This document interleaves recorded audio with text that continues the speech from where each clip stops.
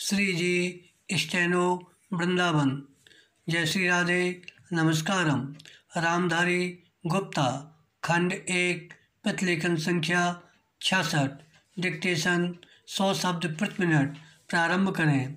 अध्यक्ष महोदय, मैं मंत्री महोदय को बतलाना चाहता हूं कि कुछ वर्ष पूर्व इस विभाग में अपर्याप्त कर्मचारी थे बराम। इस दृष्टि से इस विभाग में हिंदी के काम में कोई प्रगति नहीं हुई बराम। अध्यक्ष महोदय, आपके लोक सभा सचिवालय में हिंदी के काम में काफ़ी प्रगति हुई है बराम।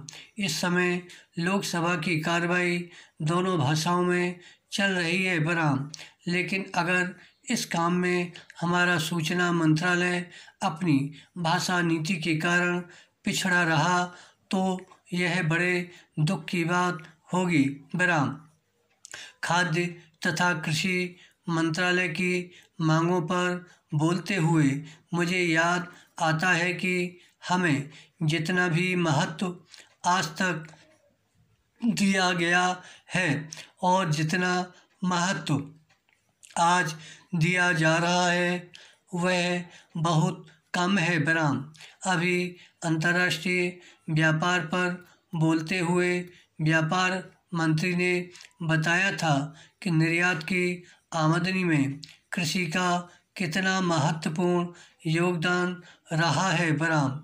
उन्होंने बताया था कि 70% निर्यात कृषि की वस्तुओं का हो रहा है और उसी के द्वारा हमें इतनी आमदनी हो रही है बराम। इस दृष्टि से कृषि का महत्व और भी ज़्यादा बढ़ जाता है बराम। उन्होंने यह भी बताया था कि यदि कृषि उत्पादन केवल 5% और बढ़ जाए तो निर्यात से हम 100 करोड़ रुपये के लगभग अपनी आमदनी को और ज़्यादा बढ़ा सकते हैं बराम। इतना महत्व इसका होने के बावजूद भी मुझे बड़ा खेद है और सचमुच यह बड़े दुख की बात है कि आप कृषि के ऊपर जिसमें 100 करोड़ रुपया कमाने की क्षमता है, 1 करोड़ रुपया भी खर्च करने के लिए तैयार नहीं है बराम। मैं तो यहाँ तक कहूँगा कि जिसे हम औद्योगिक उत्पादन मानते हैं उस प्रकार का उत्पादन आज भी हमारे देश में नहीं हो रहा है बराम।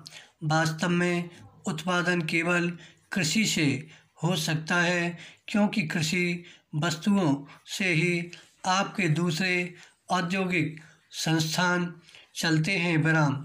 यदि रुई देश में पैदा न हो तो कपड़ा कैसे बन सकता है।